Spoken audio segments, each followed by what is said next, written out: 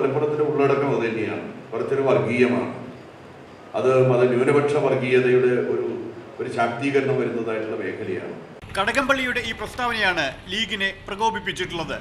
ഭൂരിപക്ഷ വർഗീയതയെ സുഖിപ്പിക്കാനുള്ള ശ്രമമാണ് കടകംപള്ളിയുടേതെന്നും സത്യപ്രതിജ്ഞാ ലംഘനം നടത്തിയ മന്ത്രി രാജിവെക്കണമെന്നും ഇ.ടി. മുഹമ്മദ് ബഷീർ ആവശ്യപ്പെട്ടു.